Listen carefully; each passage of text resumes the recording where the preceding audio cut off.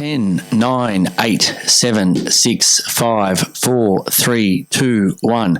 Hello and welcome to the Football Revolution. I'm your host, Gio. Thanks for joining us.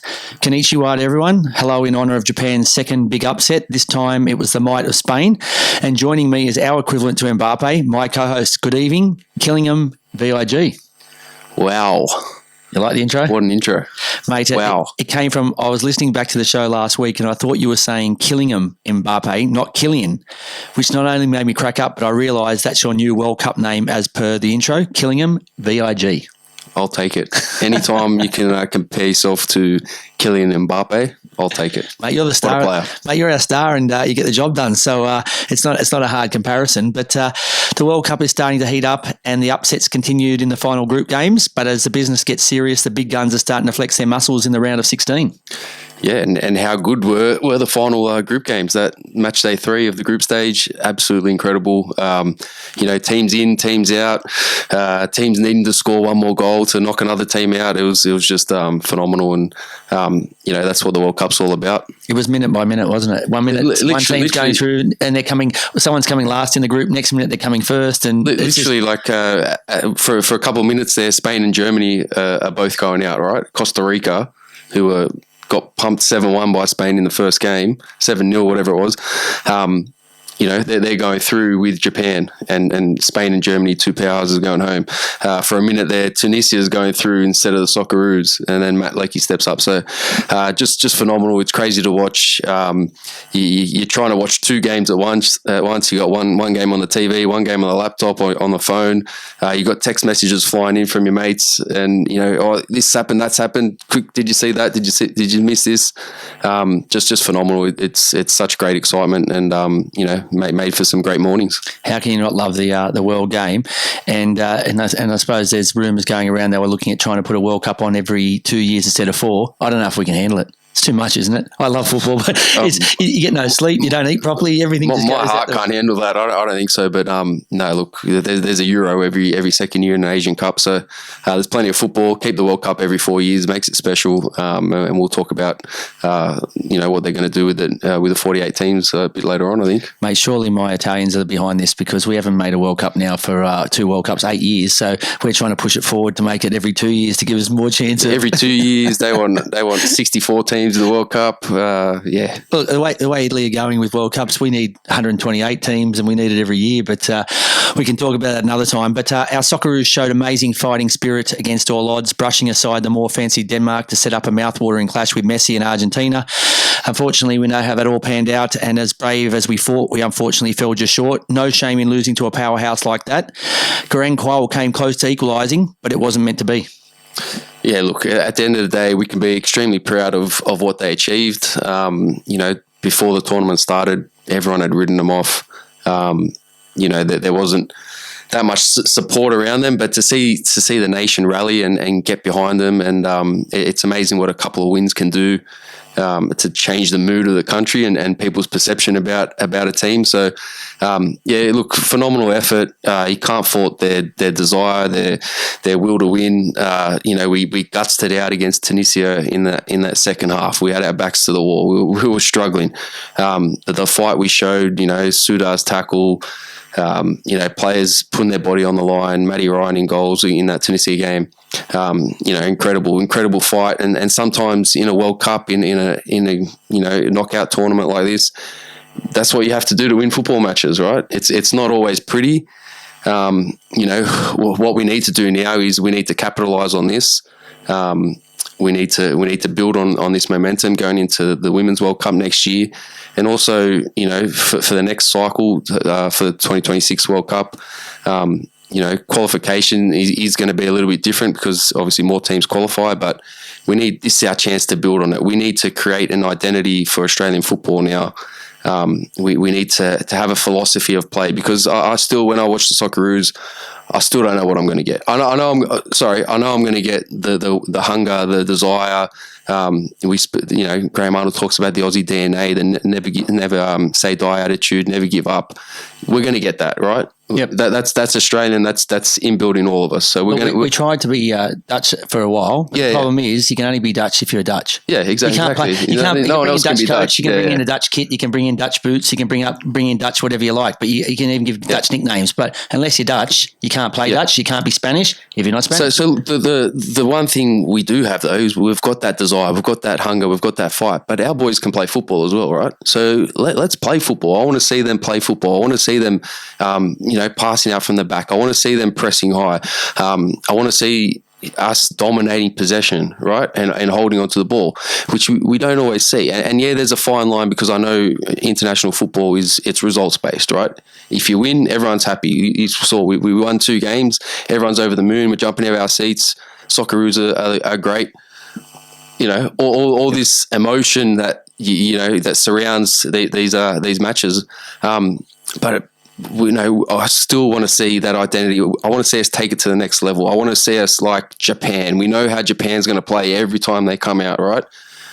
They're technical. They're on the ball. They like to pass it around. They're patient. They build up play from the back.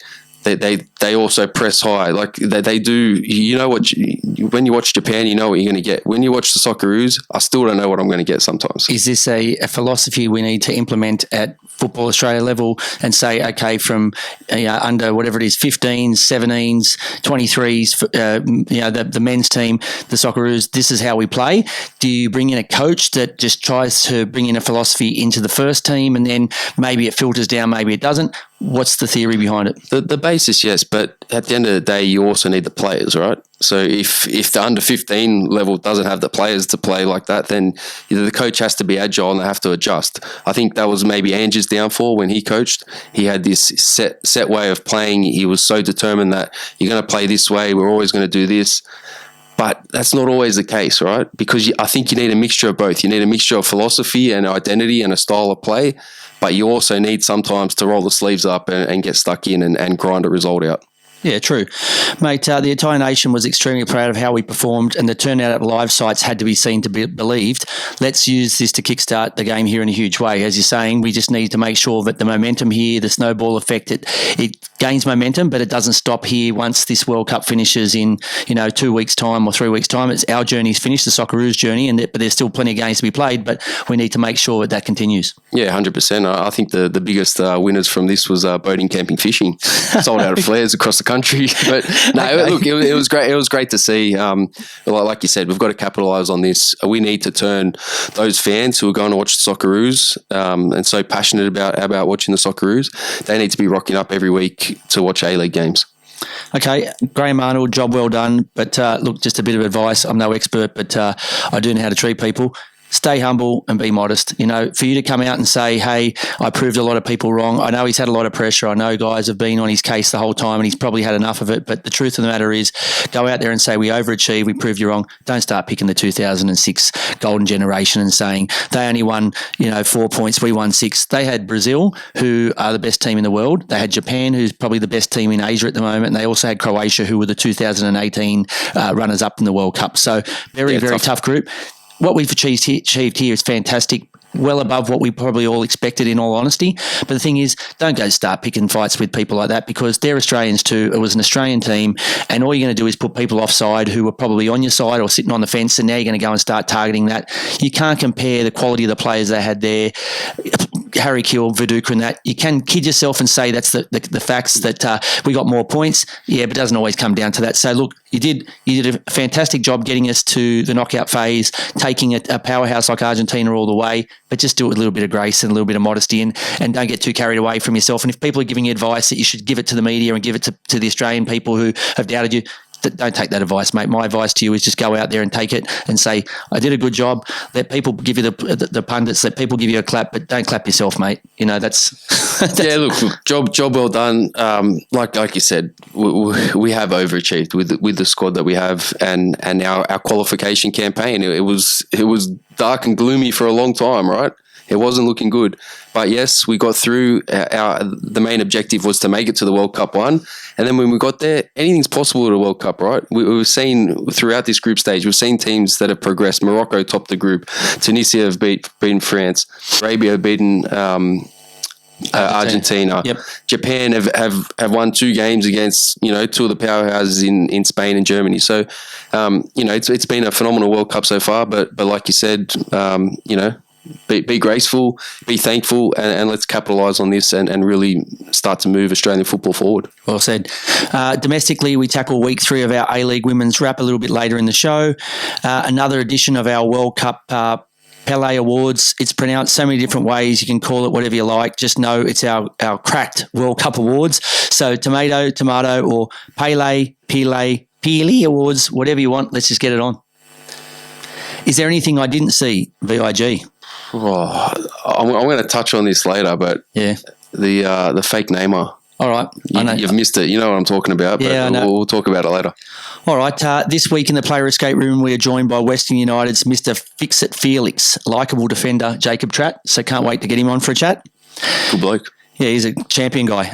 A-League Women's table update. So Western United are on top of the table with 9 points, 3 from 3 for the new girls. So couldn't ask for a better start for the green and black. Sitting in second is Melbourne City on 6. They've played 1 less game, so they're also still undefeated. Sydney FC on 6 as well. Adelaide on 6, round out the top 4.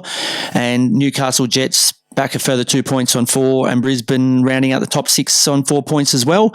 My weekly wrap has been replaced by our shout-out, dedicating a weekly song to a team or a player for their good or bad performance.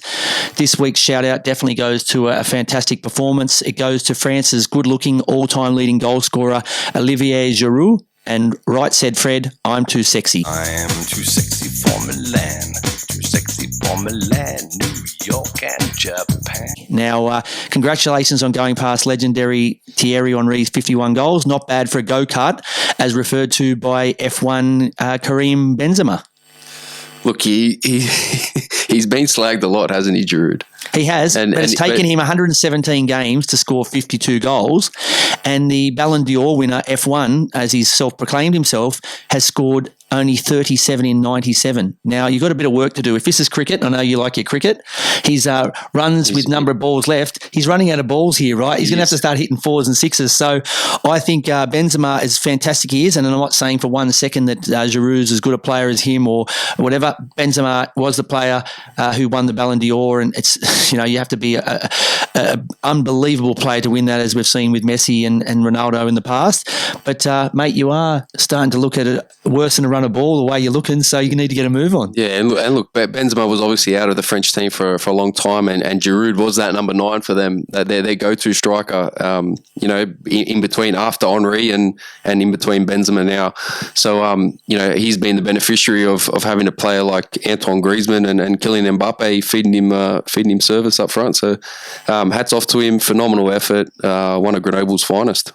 Mate, I'm too sexy could be I'm too sexy for Benzema. I'm too sexy for I suppose he's all too the other sexy scores. for anything. This bloke. I know you're a massive fan of the way he looks and the catwalks that he walks on. But look, like we said, in all honesty, I'm too sexy is a way of us, jokingly saying to him, but fantastic job, amazing achievement, and look, anyone that can even get close to a player like Henry's goal scoring feats is doing half okay. So congratulations to him. Right said Fred. I'm too sexy is the song that we dedicate to you, Olivier Giroud, France's all-time leading scorer. So moving into our A-League Women's Wrap. So quick snapshot of how we look at these games. It's the score, the player that was worth the admission, lesson from the game, as well as a game facts. So let's get into the first one. The Newcastle Jets hosting the Perth Glory on the Saturday.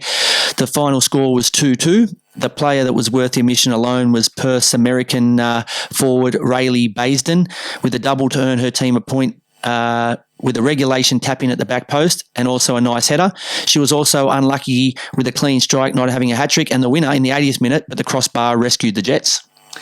So the lesson from the game, Perth, when the opposition hits you on the counter, just kick the ball over the sideline and regroup, ready for a throw-in. I know it's not pretty, but you would have won 3 points. The Jets' goals came from mistakes from the Glory defenders. They worked so hard for their goals and then gifted the opponents 2 equalisers. So really, really dejecting, I suppose, as a team and as a coach when you've done everything you can and you've worked so hard to create those chances and finish off those opportunities, and then you do absolute comedy of errors at the back. And I suppose if you're the Socceroos Milos Dejanek, then you'd say no one makes mistakes, but I don't know if that's true. I don't know. I think that's, leave it there. I think that's being kind to your mate. But any which way, it does look. Football does happen, and things do happen. But I think sometimes you do. Sometimes maybe good, but sometimes maybe bad. I've got nothing to say to that, but you're spot on. Yeah, and game fact is 35 shots in the game, 28% on target. Maybe nice to watch the shooting gallery as a fan, but not enjoyable for coaches. So my suggestion would be Basin's 2 goals and she hit the crossbar with her 4 shots, so lessens anyone. Maybe she can run a couple of coaching clinics during the week. She's had 4 shots and she's bagged 2. One's hit the crossbar, so her strike rate is phenomenal. That's not bad. That's not bad at all. Yeah, not bad at all. I think maybe before long the Glory men's team will be giving her a call up. I hope they've got a spare number for a good number. Definitely a starting number. They've got. I think Bruno's number is still available, isn't it? Oh yeah, hey, Rolly. All right, so moving on to the second of the Saturday games, it was Melbourne City back in action after having a week off against Brisbane Roar. What happened in this game? It was one-way traffic, I think. 3-0 to Melbourne City. The goal scorers were Henry in the 30th, Rojas in the 51st, and Ekic in the 80th. We've spoken about this player before. It's a player worth the price of admission. It's Maria Jose Rojas. We talk Absolute about her joy every to week. watch. She's a freak. She's an absolute freak. And another goal. She did miss a penalty though. But another goal, which they hit the post from as well. So it looked like it was going to be a penalty, and then it hit the post, and you're thinking, all right, maybe Brisbane. The Brisbane keeper had a tremendous game. But yeah, no, she was phenomenal. She scored a goal, 3-0 win. You can't ask for much more. But also, this player, she wasn't on the score sheet, but teenage sensation Daniela Galic, she was really impressive for me. Okay. Yeah, we just need to keep bringing the Rojases and the handcuffs, the goalkeeper from Brisbane Roar. They're not combined, those 2 names. They're separate. But, look, I think we just need to keep bringing that quality of player in, because some of the players that I've seen early in this A-League women's competition are fantastic. They're really enjoyable, and I think we just have to, like we do say in the men's, let's just keep building and bringing in more and more quality players so that each week we're getting, games that are really entertaining, and we get to see some real star players week in, week out in every game in the A-League. Yeah, look, my lesson from the game, plain and simple, Melbourne City were just too good, right? Okay. We spoke about it. Team talk for the ball? We spoke about it when France played Australia, and people saying that they're just too good, right? 4-1, but they got Mbappe, they got Giroud, they got Griezmann, they got Dembele. They're just too good. This was similar, right? So Melbourne City were just too good. Brisbane, look, if it wasn't for the keeper, Hensley Handcuff, American girl, honestly, it could have been 6 easily. Yeah, I definitely agree. She pulled off a couple of fantastic saves, and it's disappointing for her because she did everything she could, and she still walks away a 3-0 loser. But she can at least hold her head held high and know that she's did everything she could to try and help her team get some points. Just wasn't good enough. She does, and this is my game fact, ties into her as well. American goalkeeper. She made a professional debut in round 1. That was her first professional football game. You're kidding me. No joke. So okay. she's 22. And this is, I did some research. I was reading up on her, and this was a girl at 17 years old. She had to undergo surgery to remove 2 plum-sized tumours from her ovaries after she'd been living with cancer for a year. So to come back from that, it's an incredible story. It's great to see her playing and playing professional football, to come back from that. And she was just phenomenal on the weekend, and she's been great all season in the first 3 games. Mate, all I can think of when you're saying that is, besides she's a wonderful woman, is got to get her on the player escape room. We'd love to have a chat with her. If she's out there, yeah, we'd love to. We love these stories. Yeah, she's fantastic, and I think she'd be very inspiring for all young footballers out there, no matter boy, girl, whoever it is. I think a story like that, where you show you never give up, even when you get a bum hand, you don't throw your cards out. You just play the hand you've got, and you come out the other side like she has. With very successful is a story that everyone would love to hear. So, yeah, that's awesome. All right, so moving on to the third of the Saturday games, it was the Sydney Derby, Western Sydney Wanderers versus Sydney FC. The score was 1-0 to Sydney FC. My player of the match was Sarah Hunter. Now, she worked hard for her team at both ends of the pitch. It was a hot day here in Sydney, which was great for us because we're swimming in the pool, going to the beach. But for footballers, it's not good. Yeah, not so good. It's not fun times. But after a captain, Tobin, was sent off for Sydney, they had to play with 10 players for more than half a game. And like I said, in the heat, it probably felt like 3 games. But she absolutely ran from one end of the pitch to the other. I think it was at Marconi Stadium, and she's run from one end of every blade of grass out there in Fairfield at Marconi Stadium. So I think she was a big reason why they were able to hold out their derby rivals. But for me, the thing that I think that they need to work on, or a lesson from the game, is the Wanderers against a team with a player down need to go for the knockout and take the game to them. I know sometimes that normally it means that it galvanises your side when you go down to 10, but they've lost their captain, right, a leader at the back, and so for them, I think you just had to go out there and try and knock them out. You've got to put them under a bit of pressure. Yeah, you can't sit back. They started off, Sydney lined up with a 4-3-3, an attacking formation. Wanderers had started with a back 4 and then 2 holding defensive midfielders. So straight away you're showing your cards that you're looking to try and stay in the game, but you're not going to give too much away. So for me, I think you had to really go for it. And if you get a goal, their heads go down. But while they stay in the game, and it's 0-0, and then they stay in the game like they have, and they were a bit tired, then they were able to pinch a late winner with a shot from an angle. And unfortunately for the keeper, for the Wanderers, she'd had a great game. I don't know how she got caught out from there, just out of position, or like I said, maybe just switched off for a few seconds. But I think if you put them to the sword early, it's game over. But the longer the 10 men stay in the game, the more confidence they get. So it gave Ante Juric's team a chance to steal the points. So hats off to them. But you just needed to go for more earlier on if I was the Wanderers. And the match fact is the Sydney Derby, the Wanderers without a win in 6 matches. And I'll give you a second fact. It was the first red card of the women's season. So not bonus points for that one. Yeah, not an award that Tobin would like to get, but what she can probably offset her being the first woman to get a red card in this season is the fact that her team walked away with all 3 points in the Sydney Derby, and it moved them up the table, I think, into 3rd. So not a bad day for the Sydney FC, if not for their captain. But moving on to the first of the 2 Sunday games, it was Melbourne Victory hosting one of the other new teams, the Phoenix. How did this game pan out, VIG? Yeah, tight affair. It only finished 1-0 to the Victory. Goal in the 50th minute from Ayres. My player to watch, or worth the price of admission, was Alex Chidiac. I thought she was tremendous. A fantastic player. I can't believe she's still only 23 years old. She's been in the Matilda setup. She's played at Atletico Madrid, right? Huge club in Spain. And she's also spent time in Japan with Jeff United Chiba. So I might steal her CV. I'm happy to put just liquid paper her name out and just put mine at the top. I'm not sure that will work, mate. I'd love to be at Atletico. I know it's your Atletico team. Madrid, love it. How good. So, she's been around the world. She's come back to Melbourne now. She got an assist from a lovely corner, and she also hit the post from a great run and shot. And how's this for a stat? She had 97% passes completed, 34 out of 35. Phenomenal. I'm definitely taking her CV. Phenomenal. Yeah, it is. That's a great stat, no matter what league you are or what position you play. Lessons from the game. Wellington need to capitalise on their possession. They only had 3 shots all game, 46% possession, but they just couldn't advance the ball forward and get into get the ball into threatening areas. So, mate, it's a story of 2 tales, right? You got 2 new teams without going too far off track here. You got the Wellington Phoenix, 3 games, 3 losses, no points to show for it, and then you've got Western United who have come in this year as well, 3 from 3.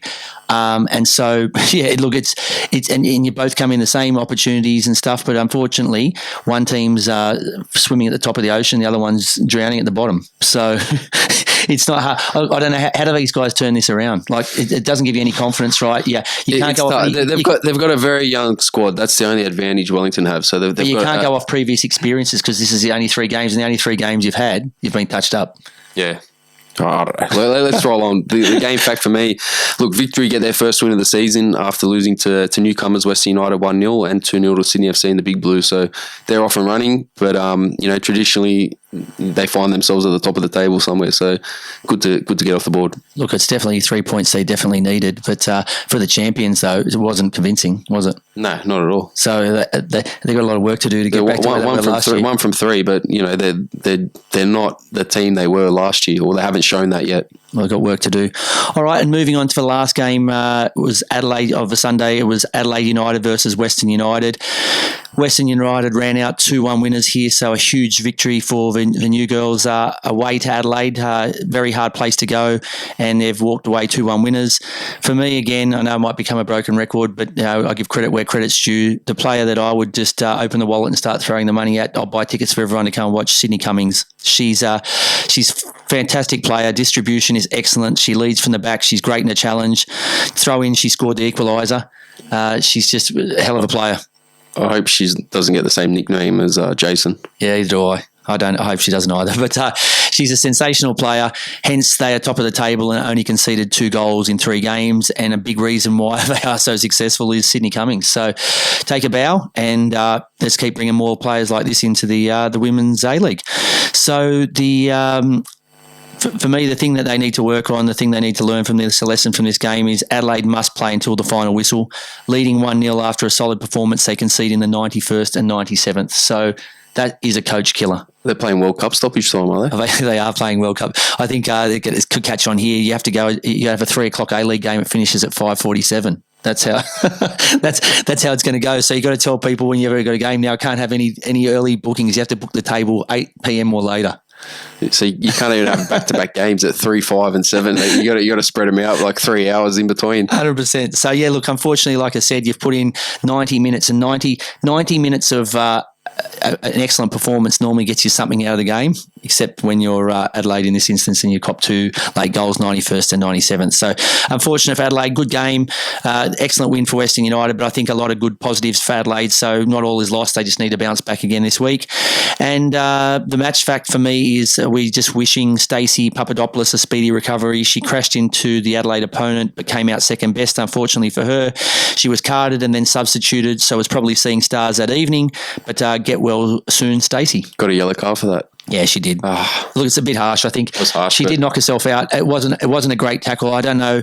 It looked like she wasn't watching. She was watching the ball. She wasn't watching the player. But it was a tackle that could have hurt the Adelaide player. Unfortunately, it hurt herself, but I don't think there was any malice in it. So she got a yellow card, and I think that's the least of her worries. I think she just wants to make sure she can get her full health back and she can get back on the pitch for the table-topping Western United. So that's the end of our women's wrap-up. So up after the break, we welcome to the player escape room Western United new recruit, Jacob Tratt. Catch you after the break.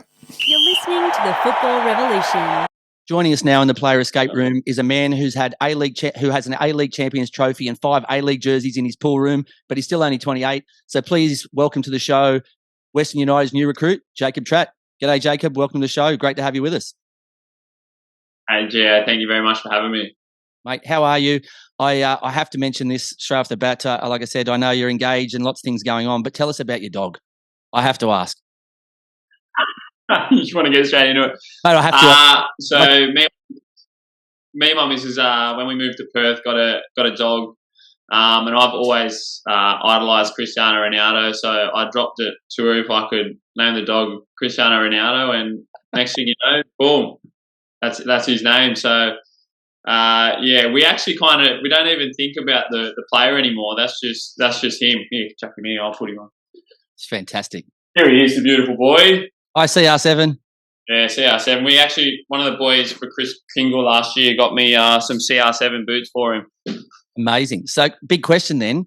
A, are you a Man United fan? Yeah. And B, if you get another dog, what's the lucky name going to be for that one? It was either going to be Lionel Messi or Louis Hamilton. Okay. Mate, I'm loving this, honestly. Anyway, look, let's get back to you, mate, and how things are going. Everything going well for you in Melbourne with Western United. As I said to you before, it's you're a no-brainer when it comes to signing players, because if you need to strengthen your squad, instead of signing 4 or 5 blokes, you just sign one, Jacob Tratt.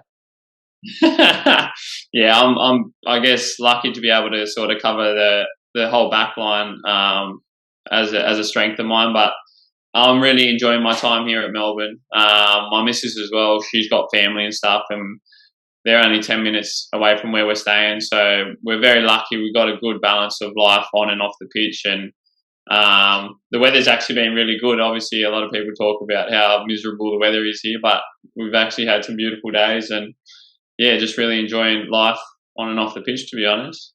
Mate, I have to say this. If this was football monopoly, you'd be complete, right? You'd be the king. So you're adding Melbourne to Sydney, Adelaide, Perth, and New Zealand. So surely it's bingo or Uno or something, or you can start putting houses. I've got one to go.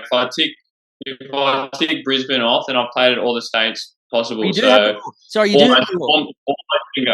Okay, so you are. So, like I said, we're just preparing for that then. But, mate, I'm not sure many players can claim that on their CV. But okay, that if the Raw are listening, I think you're only signed year on year. So, tell your missus and Cristiano Ronaldo to pack their stuff because we might be going to sunny Queensland. Unbelievable! I don't think they'd be too happy with that, to be honest. I think they just want to sort of settle down. So, I don't know. We'll see what happens in the near future. All right, mate. You might have to look for a new agent, but anyway, we can talk about it another time. But, mate, you also had a season recently in India with Odisha. How was that experience for you? Very different. Obviously, a new experience for me. It was 4 months there. Obviously, it was during COVID, so the bubble. We were in a hotel literally for the 4 months. My fiance came with me, and she was unlucky in the aspect they promised her the world of yoga classes and everything like that, and cooking. But unfortunately, she was literally in a luxury prison for 4 months. She couldn't use the pool, couldn't use the gym, so it was tough. It was tough for the partners, but it was overall, I think, a really good experience. And I don't know, looking back on it, we actually, for what it was, really enjoyed it. And I think talking to a few of the players that are there this year, it's a lot tougher. I think not being sort of in that kind of format, having to travel, living on your own, food-wise, all that kind of stuff. So I think we were kind of lucky in an aspect as well. Mate, the good news for you is you learn more from the bad experiences than you do the good. So it sounds like you would have learned a hell of a lot from your trip to India. But maybe we look somewhere else, Asia or maybe Europe in the future moves if we can have another crack overseas. Yeah, I think obviously that is the ideal goal. I think obviously going to India, you really appreciate what we have here in Australia. Obviously, being a sort of third world country, you see a lot of poverty and a lot of, I guess, hardship over there. So what we have here in Australia really makes you appreciate how lucky we actually are. Oh, most certainly are. Mate, you've achieved a lot in your career and you're still in your prime. Do you still have some items on your football bucket list before hanging up your boots? I'd love to, without putting too much expectation on myself, I'd love to go to a World Cup. I'd love to go to, obviously, the 2026 World Cup, but at the same time, I just really want to enjoy my football. I think that's a big priority for me, is to sort of enjoy life and enjoy my football. And it sort of goes hand in hand with performances as well. If you can sort of have that kind of mentality, I feel like it makes it easier to perform well as well. Mate, and definitely, if I had a choice of going to Qatar or going to Canada, Mexico, and America, it's a no-brainer, right? Yeah, exactly right. Try and time it right. Get to the good one. Mate, we'll start getting Western to work you a bit harder, mate, so that you're ready for 4 years' time. But speaking of Western United, you are the champions and you have a lot of quality in your squad, but you've come out the blocks a little bit slow. Has the break been good for the team? I think so. I think we obviously had a few injuries as well, so we've got a lot of experienced players coming back, like Tomoki Imai, even Tongo as well. So we should have pretty much a full strength squad back available for the Perth game.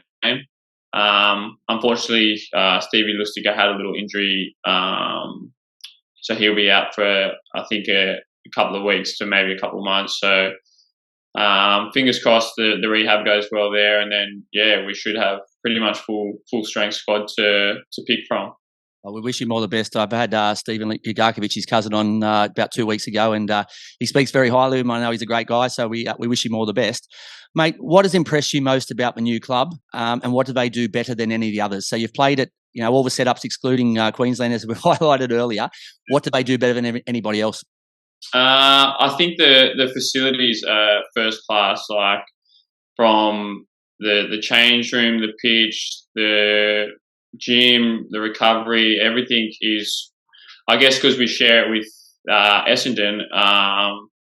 the facilities are first class. The way the club's run, I think they've really got the best people sort of looking after the club, and everything's done with a lot of attention to detail.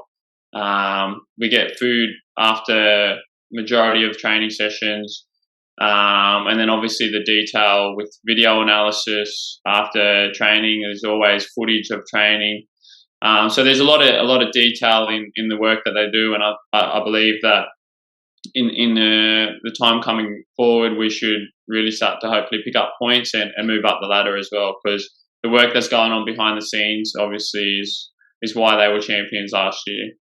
Mate, I was fortunate enough in the pre-season to come down and Lucy showed me all around the hangar, and even though I'm a big Hawks man, not a Bomber, the facilities were fantastic. So I know exactly what you're talking about, and it gives you guys every opportunity to be able to deliver and defend your title. Yeah, definitely. I think obviously I've played at a few clubs, and there's usually maybe one or two areas that are good and one or two areas that can improve. But yeah, Western United, the facilities in all aspects are top class, so there's no real excuses for lack of performance, to be honest. Mate, as we've said, this is like a broke record. You've played at a number of clubs, and I know you're well liked at all the clubs you've been at.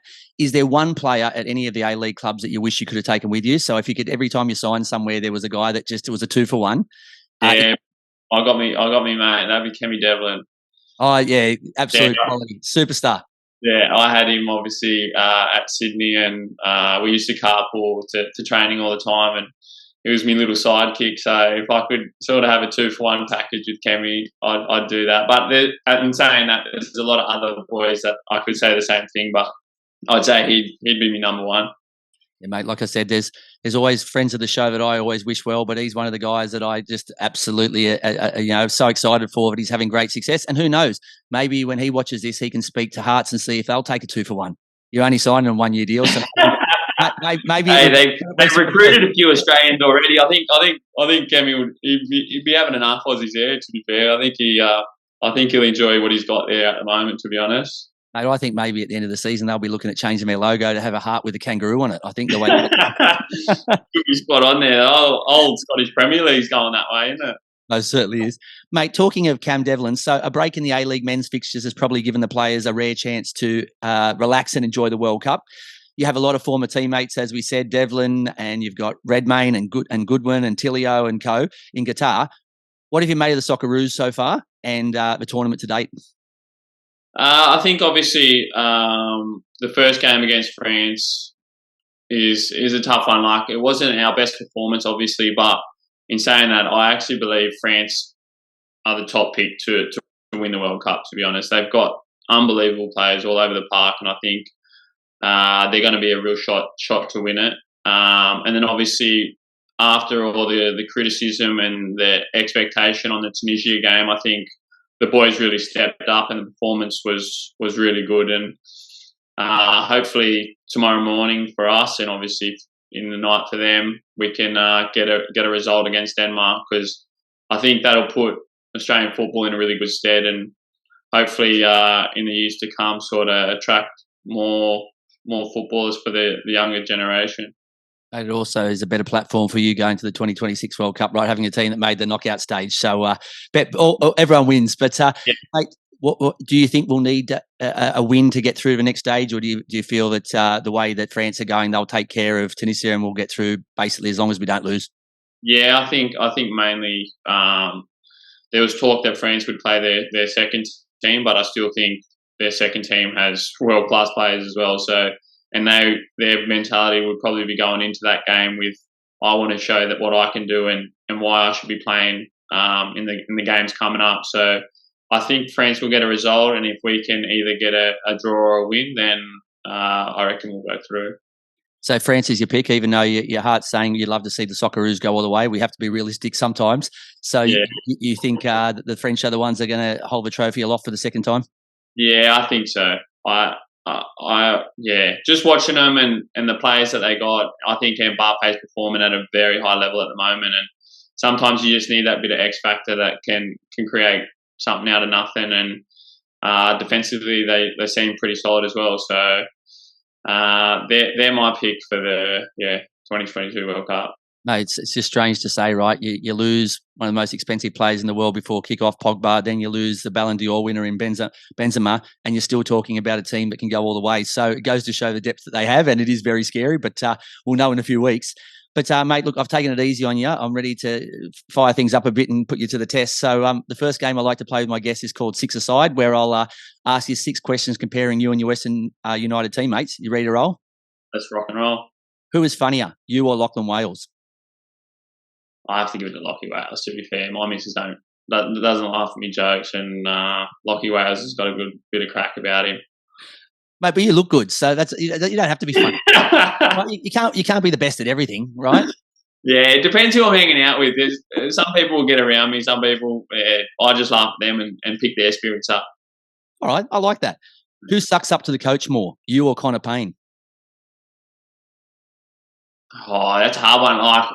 No, it's not. It's really easy. I don't feel, obviously, Payne, he doesn't suck up at all, but I don't feel I suck up that much either. But obviously, I'll give it to me because Connor doesn't suck up at all, but I don't feel like I suck up. Tell me then, take Connor Payne and Jacob Tratt out. Who does? Give me initials, anything, a number. Just hold up some fingers. I don't mind. I'll take anything. Suck up. Yeah, is there someone that just goes that little bit of extra mile? And it's, like I said, he's still probably a good mate, but you just think to yourself, mate, you don't have to go that far, right? They're still going to play you or not play you. It's not going to matter if you go and buy the coach a coffee or, bring him down some muffins that he cooked yesterday or... Yeah, I don't know, to be fair. I don't feel like anyone's too much like that. You're not going to stitch anyone. All right, I'm moving on to the next one. I know you're not going to... I actually don't think, there's not really too much of a suck-up, to be fair. All right. Who's the better roommate, you or Ben Garuccio? I haven't roomed with Benny, but I'm going to go me. I actually reckon I'm the top roommate. I'll stick around for you, wait for you to go to breakfast and stuff like that. So I'm going to chuck me. I room with Wenzy, so Wenzy's or killer. Oh, I love Wenzy. I had brekkie with him when I was down in the pre-season, and he's just a great lad. So, mate, if he's happy to hang out with you, then that's my tick. That's seal of approval. Yeah, I think he requested me, so I'll take that. Okay. Who takes longer in the shower, you or Josh Risdon? Me, 100%. I actually... Washing your beard, washing your hair, what takes... I have 3 showers a day, and I reckon probably 20 minutes a shower. Mate, who's paying for the hot water at Western United? Yeah, I know. I actually try and get a bit extra at Western United when I'm there just to ring it up, but I still even do this here. First thing in the shower in the morning, probably, I reckon about 15 minutes, and then at night time before bed I have a shower as well, and yeah, it looks like I'm paying a bit of water bills at the end of the month. Mate, I'm going to tell your fiance when you play at Sydney, because I've heard the showers are ridiculous, tell her to wait for 4 hours. Tell her to go get some dinner or something and meet you back at the stadium after the game, because from what I'm hearing, you'll be in there for a long, long time. Oh, is this at the new stadium? Oh, yeah, it's supposed to be off the charts. Yeah, it's supposed to be. It's like some 5-star hotel or something. So, yeah, I've been told that it is absolutely amazing. And even if you're not someone that likes to shower, you're staying in there longer than usual. The average is... Well, to be fair, it's my favourite thing to do. When we went on holidays the other day to see his mum's place in the Phillip Islands, she had an outdoor shower just overlooking her garden. So I was out there for about half an hour just chilling. I would be too. That's amazing. All right, so it's good you have had a bit of a recharge before we go back into battle for the to defend your back-to-back title.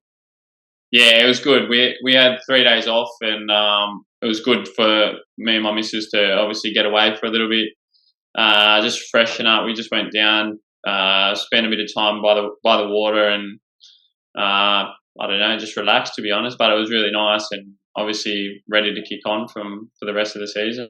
Mate, there's another positive about playing the World Cup in November, but enough of that. Who is more likely to offer to drop one of the young lads home or help pick up the gear, you or James Truisi? Me.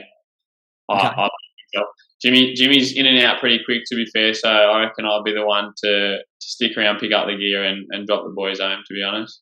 Mate, considering you're telling me that you wait for your roommate to go and have breakfast and all this sort of stuff, if I'd known that beforehand, I would have probably thrown a tougher challenge. I would have said that's a no, but I don't reckon there's anyone else in there that's going to go the mile that you have, considering you do all these nice things for people.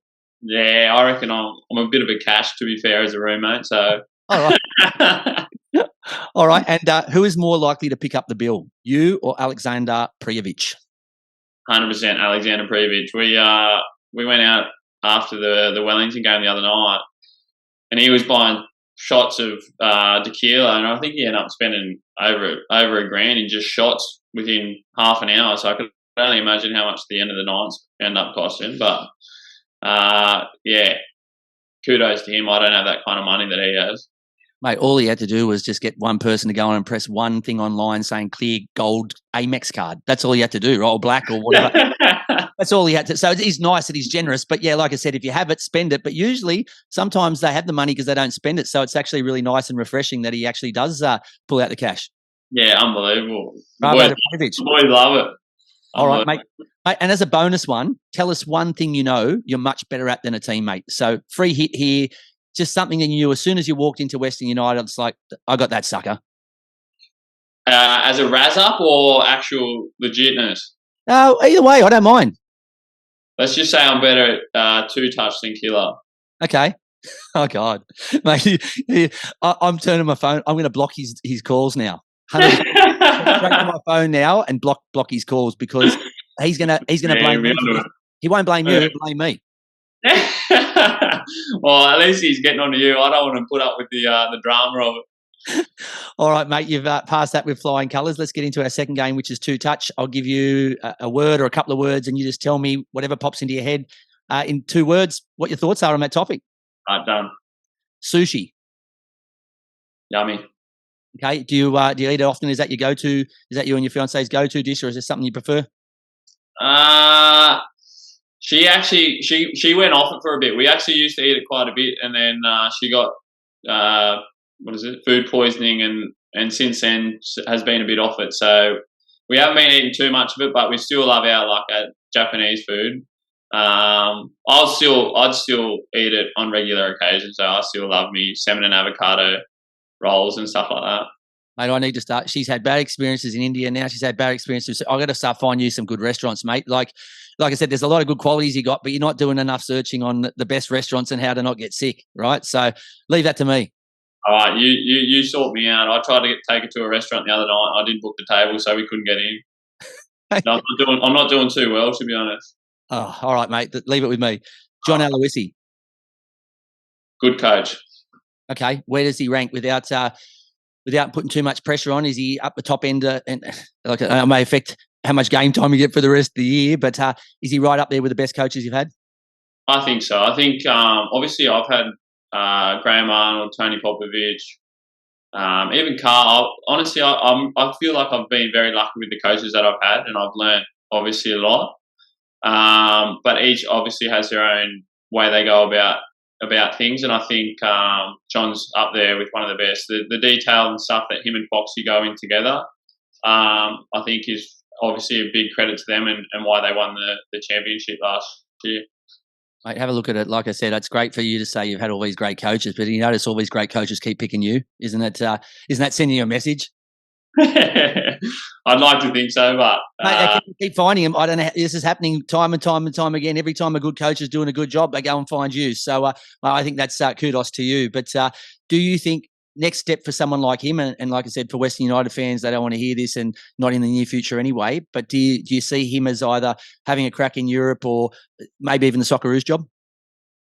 Yeah, I think so. I think obviously you can see now a lot of Australian coaches are progressing to overseas and actually having a lot of success, obviously with Ange and Kevin Muscat and all those kind of people. And I think I hope Paddy Kisnorbo does well over in France. And I don't know, I think we're starting to develop a lot of coaches here in Australia, and hopefully it can sort of continue to produce and get their chance overseas, because I think the way Australian football is developing, I think we'll continue to progress, and hopefully that can sort of reflect in the World Cups coming up as well.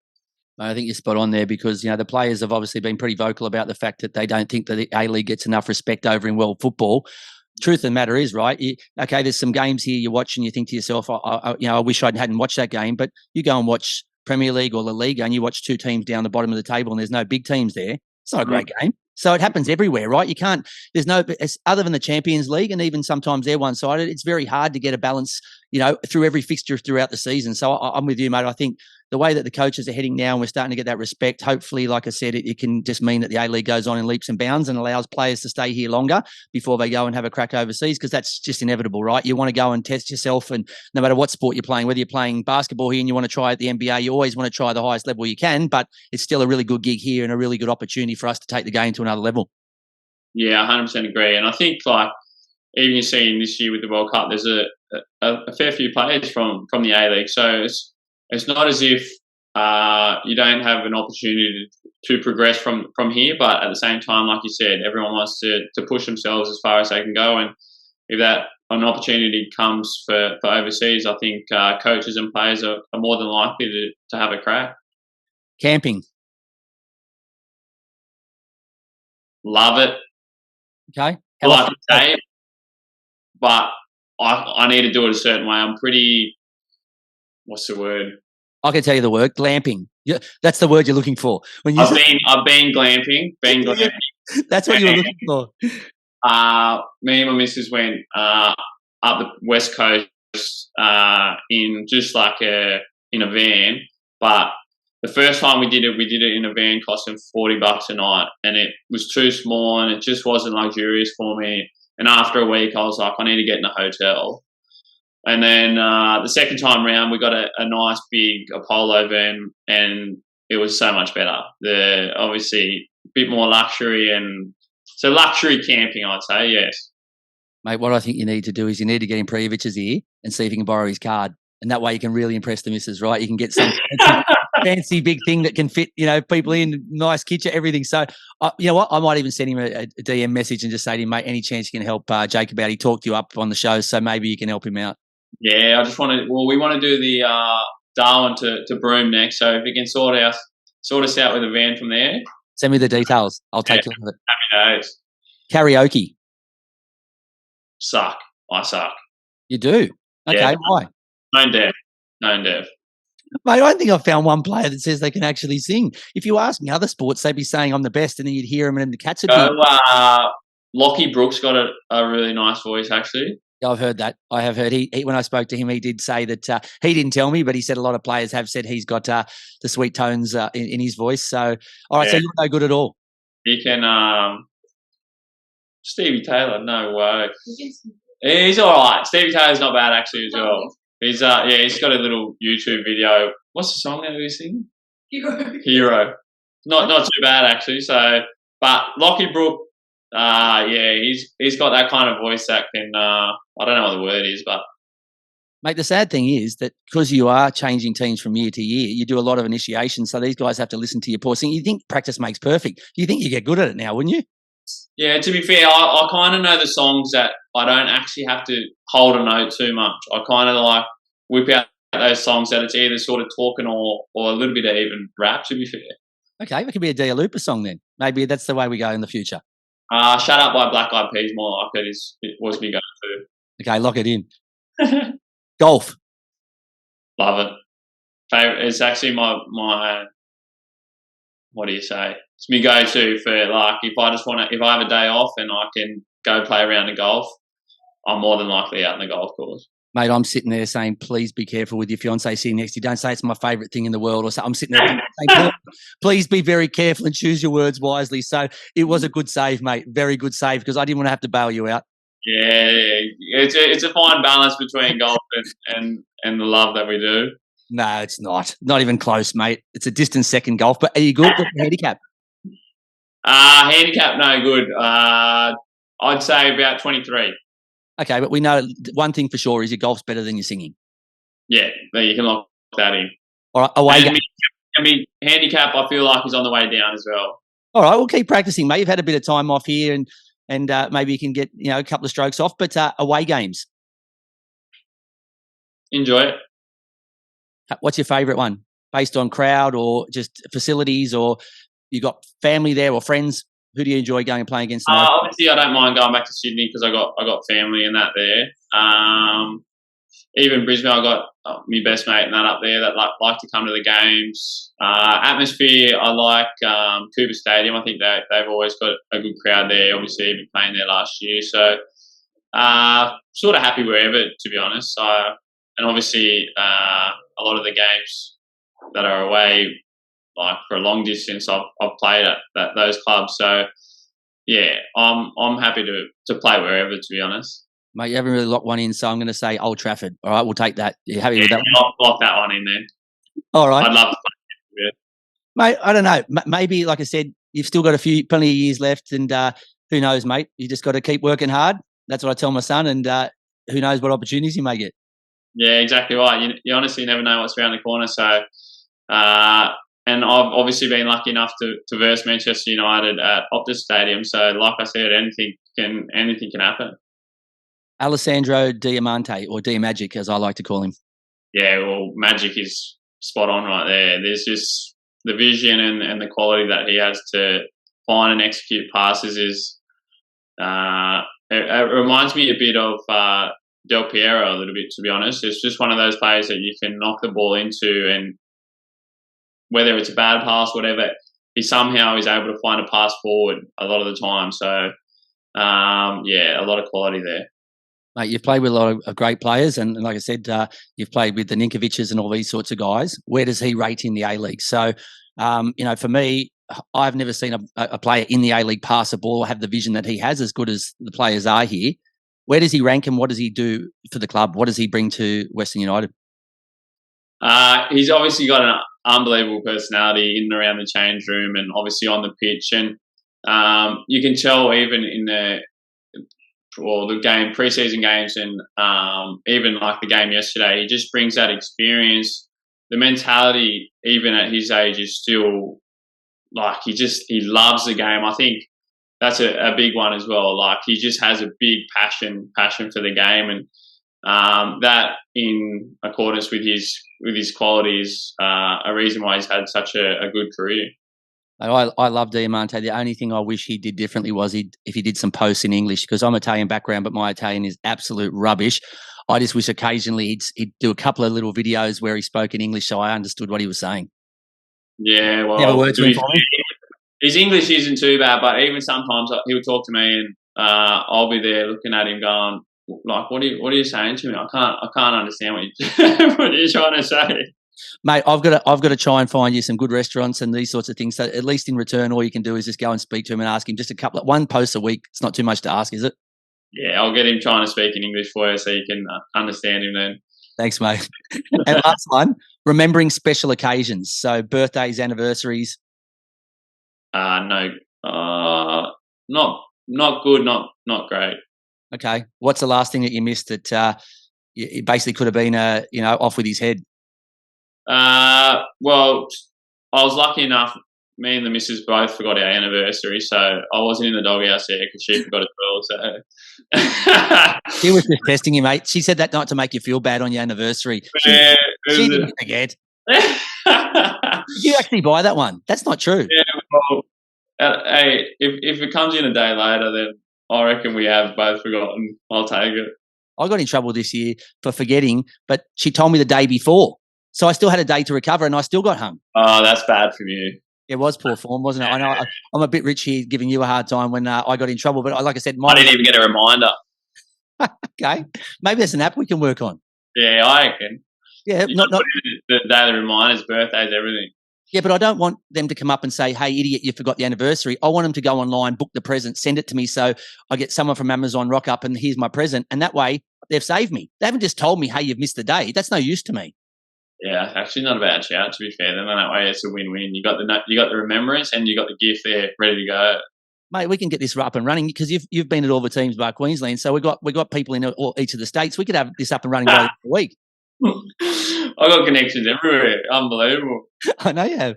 All right, mate. I know you're a busy man. I know you got plenty on, but mate, I wish you all the best when the A-League continues with Western United and you climb up the table. I hope your golf handicap gets lowered. I'll start working on trying to find you not only some good places to eat, but also see if Prijovic will pick up the tab for your next caravan trip. But mate, it's been an absolute pleasure having you on the show. Enjoy the rest of the World Cup, and I'll touch base with you later on in the season. Thank you very much, Jay. It's been a pleasure. You're listening to the Football Revolution. Welcome back to the show. It was fantastic chatting with Jacob Tratt, and we appreciate also getting to meet CR7, his dog Cristiano Ronaldo. But Now we have our World Cup review featuring our Pelé Awards. So my interesting facts from the tournament this week. You ready for those? I know you like them and the listeners like that last week. Let's go. My favourite was the USA fielded the youngest starting 11, average age 24 at the tournament in the game against Iran, and in the process reached the knockouts phase for the first time since 2014. But that was the end of their journey, losing to Netherlands 3-1 in the round of 16, but still great signs for the future for the US of A.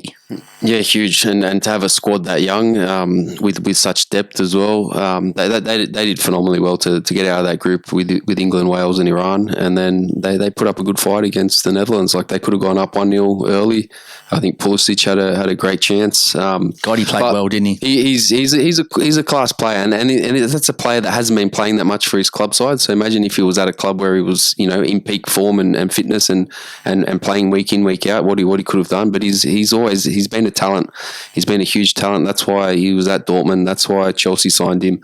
But it might be time for him to move on to another club now and really shine and be the star of the club. Yeah, look, I think with Christian, if you're not starting, sometimes it's just part of football, but I don't think Chelsea have treated him very well. I think there's a lot of players at the moment that Chelsea haven't treated very well. There's been a lot of turmoil at the club, and players' welfare, I suppose doing the right thing by the players needs to be paramount and right at the top of the list. But I just think at the moment for Chelsea it's a business, right? And the players just have to just follow suit. But I don't think they've treated the players very well, and I'm hoping that they can sort that out soon, or if they can't, just let these players go.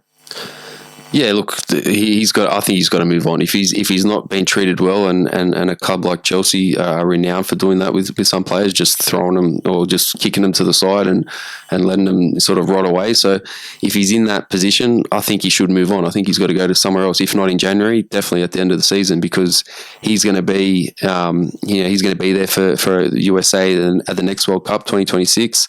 It's a home World Cup for them. They want to be at their peak. They want all their players at their peak, but they've got a phenomenal squad. They've got Gio Reyna on the bench. Their midfield, Weston McKennie at Juventus, Tyler Adams at Leeds, Yunus Musa I thought was phenomenal. He's at Valencia at the moment, and up top I think they're just missing a real number 9, just a real goal scorer. But apart from that, they were pretty solid, and maybe for me, hopefully they get 2 young centre backs coming through. Yeah, look, I think it makes sense for Chelsea to try and hold on to him, considering they've got American owners now, and he's one of America's best, if not he's their best player. Maybe he's holding out to stay and play for the London Broncos, but only time will tell. The Vincent Aboubakar scored the late winner against the Samba Kings.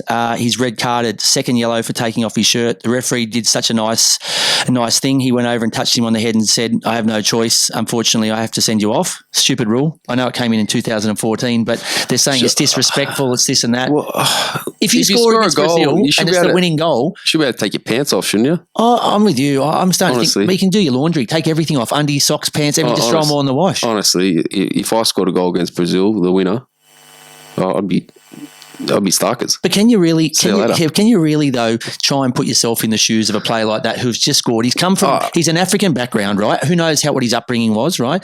And he goes and scores a winning goal against 5-time, 4-time, whatever they are, world champions, Brazil. Can you not get a little bit excited and celebrate? Yeah, look, I think it's a stupid rule. I think the shirt off. I think they brought that rule in because it obviously wasted so much time. Players are taking their shirt off, throwing it around. But they're paying 30 minutes of injury time. I know. It's ridiculous. Honestly, it's just a stupid rule. Like you should be able to celebrate whatever way you want. Put on a 5-minute cycle, throw your clothes in, then take them back out, and then put them back on again. These players, they've got 5 shirts anyway, so one comes off, and there should just be someone there waiting with the new one. Or just wear double shirts. Yeah, is that cool? If you've still got one on, does that mean that you're okay? Oh, I don't know. Still wearing Probably, if you got one underneath, I think so. So maybe we can just bring out the singlets in the team's gear, and that way they've at least got a singlet on. Does that count? Sleeveless? No, I think that's yellow. But maybe they keep the long sleeve underneath, and then it's like a singlet top on top. They just rip the singlet off and throw it away. Yeah, look, I did really love the referee though, the way he did it, because he could have gone over there and just like a traffic cop, like a parking meter, but come over with the big ego and say, oh, instead of saying, look, I'm really sorry, I have to fine you because that's the rules and that's my job. They come over like they're big hero. I love the way that the referee did that. So hats off to you, my friend. Pat on the back, handshake, and he said, look, mate, I've got no choice. Yeah, there you go. I won't get a round of 16 game if I don't send you off here. So former England captain David Beckham is so excited by the Three Lions performances that he's posting videos of him hitting high notes and singing Christmas carols. will he join the next Spice Girls reunion? So Posh thought his voice was quite good. I thought it was probably better than mine, but it's not recordable. Is he getting a bit carried away, Sir David Beckham?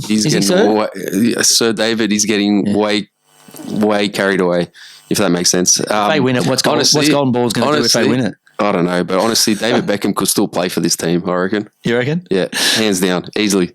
Yeah, where would you play him, though? In midfield somewhere, I don't know. What about centre-back? Yeah, you could have him as centre-back, right-back, just whipping balls in. Yeah, I reckon he's quality. I don't know. He's quality. He could still play, I reckon. All right. Ghana's Mo Kudus, and he was some player in this tournament. He's one of the players that's really shone, and his value's gone through the roof. So his winner against South Korea was amazing for him and the team, but won't feature in his teammate Inaki Williams' highlight reel as his huge miss kick provided the assist. So I don't know if you saw it. The ball came across. He lined it up thinking, I'm going to run to the crowd here. He was probably thinking, I'm going to take my shirt off and copy yellow as well. Only thing was, he got about 5% contact on the ball. He sliced it. If it was golf, he would have been calling out 4 to everyone on the whole course.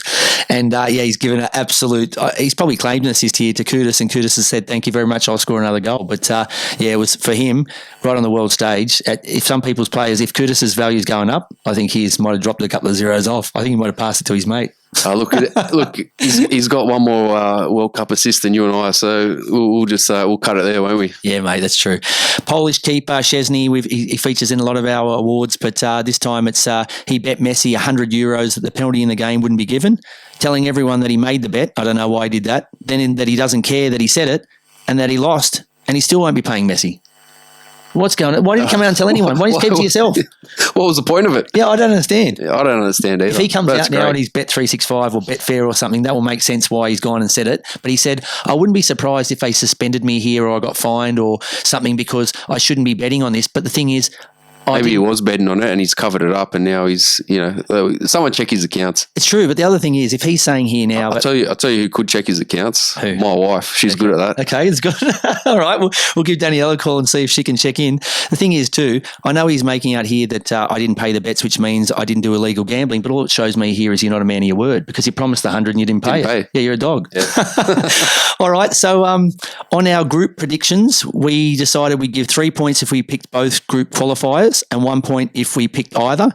Neither of us picked both teams in any group, in any of the groups. None of them. No, we didn't. Neither of us got a double header. So I think in theory, I think we talked ourselves out of it. When I listened back to it, I think we were saying we like Japan, we like Morocco, we like Argentina, we like this, and then we end up going for some out there odd bods. So unfortunately, I think we still have some football ability, but unfortunately, the final score was 8-7 to me based on our point system. You picking Belgium and Canada in Group F gave you a duck egg, which gave me that slight advantage. So I ran out 1 point winners, 8-7. But you can still have the finalists. You picked Spain and Brazil, but I can't, as I picked Belgium and Brazil after jumping off Argentina. So I don't know why, when that was the difference between me winning the groups, that I've gone and said I think Belgium can make it through to the final when they've got a grandpa squad. I don't know what I was thinking. Maybe I was having an off night. Who knows? But all I know is that Canada's coach effed me. All right. So what are we going to give you? So if you get the 2 finalists, is it 5 points each? Well, you can't get them. So if you get because you can get 2 finalists, so you can get 5 points for either team, and then I can sort of overtake you, and you give 10 for the winner. So what I need here is I need Brazil, and if Brazil goes through whether they win or not, then I beat you because I still got 1 point ahead of you. But if you get both of them, if you get Spain, I'm done. Yeah, all right. Right. So this week's Pelé Awards is our spin on the 1995 American comedy Kicking and Screaming, starring Will Ferrell and Robert Duvall. You know the drill. So if you want to see more, the video explaining more on the full video show, we'll give you that. So we've got a couple of cool snippets, and I might throw a few extras in this week for a little bit of extra value. I win. What? I get the Pelé ball. What? If I beat you in the finals, Pelé ball. It's mine. I get it. Here comes Pelé! I get the Pelé ball. In last week's awards, the listeners voted, and Team Geo was awarded a narrow 3-2 win. Something going on there, I reckon. Well, there might be. But look, the people have spoken, so you get the win. Mate, you've got a chance to redeem. That's the way it goes. You've got a chance to redeem yourself this week. There's the 5 awards, as we said. We are going to bring in the double play, double day, so you can use 2 nominations for 1 award. If you think you don't have enough firepower, or you think you're desperate, and this might be the difference between you getting the victory or not, you can throw it down. You only get 1, so choose it wisely. Before we kick it off, last week we had a coin. I don't know if I got any coins. I think I saw a guy busking today. I went first last week, yeah? So you're gonna I'll let you go first this week. All right. Gentleman, I am. Beautiful. All right, so the first award is our best goal with double Ronnie. For me, there was a couple of really serious contenders, but the one that I'm going to go with is the usual suspects take the night off. And so instead, up steps Casemiro to break Swiss hearts with a half volley that the great Federer would be proud of. So sweetly struck. And usually that would be the winner with 8 minutes to go. But with guitar time, there was still like 25 or odd still to go. So that probably wrecked the beautiful scenario of saying it was a late winner. It normally was a late winner. This time it was like a half-time winner. It was a half late winner. Yeah, so I know there's plenty of others you could go with, but What a goal, by the way. yeah, it was absolutely beautiful. Like it was just picked up at his toes. It was like a Wimbledon. That's just technique. That is just pure technique. That's him doing that in the streets in Brazil. He's just chopped the ball in half, literally. And I think you're super excited too because you know he's going back to United, so hopefully he doesn't get injured before the end of the tournament, and you'll get a Casemiro back who's in good form. Tell you what, United players have scored a few goals of this World Cup, so keep it rolling. Hey, you know what? Maybe when we do a version of VIG Stats, man, you might be able to tell us based on Premier League clubs or something who scored more goals and more assists or something, or more saves or something. You might be able to come up with something like that. I'll see what I can do. All right, what's your what are you putting up against Casemiro's beautiful Federer-like half volley? All right, I might use my double play here. I don't know, but I'm going with. Are you going to use a double play? Yeah, I'm going to go. Double play. I'm going to start hard. I'm going to start hard. All right, come out the box quick. So look, I can't go past free kick for Mexico. It was Luis Chavez against Saudi Arabia. The second goal, I think, to go 2-0 up. I think it was. Correct, yep. Oh, that just a technique on that. And apparently he's renowned in Mexico for being a bit of a free kick specialist. Not many of us have seen him play that much. So that was just phenomenal. The whip on that ball. I don't think any keeper in world football is stopping that. That was from distance as well. It was a fair way out. Left foot, he's just hit it so sweet, and it's always travelling away from the goalkeeper into the top corner. So there was a bag full of free kicks throughout the tournament. I think Marcus Rashford hit a really nice one in their big win.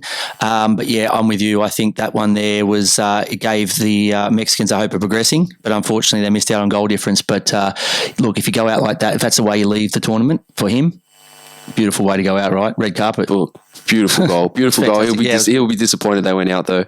And I'm going to throw another one in here. This was a great team goal. It was Remo Frula for Switzerland versus Serbia. Some lovely play. I think it was Xhaka and Shaqiri, and just a lovely finish. Just class goal all around. Some nice lead up play.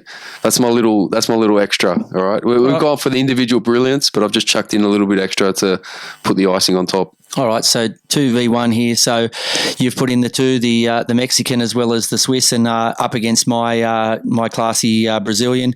The only other one I would just mention there, just as something that was just so old school, it was like watching, I don't know, old video games or watching old school, was Vincent Abubakar's classy and cheeky finish against Serbia. He beat time, he beat the offside trap, he beat the VAR, and he beat the opposition keeper. It was that scoop.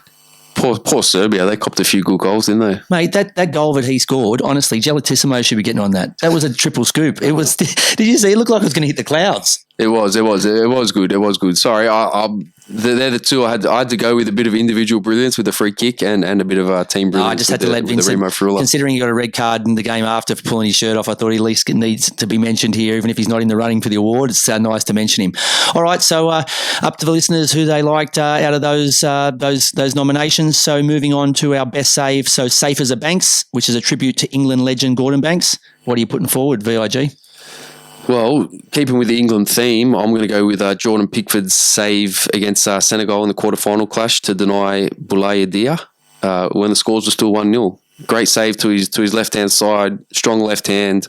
That goes in and the game turns into a scrap, I think, and Senegal, maybe pull off an upset. So I think Pickford's been tremendous all tournament. And yeah, I thought it was just a phenomenal save given the circumstances. Quarterfinal, 0-0. before half time. Look, hats off to him, because I was saying very vocally at the start of the tournament I would have picked Ramsgate or Pope on form. I think he's the weaker of the three, and his form this year in an Everton team really struggling is been the worst of the three. So, look, he's proven me wrong. Ramsdale's in form, right? Arsenal in form. He's a great goalkeeper. So Newcastle and Pickford out of form playing for Everton, or in a team out of form, right?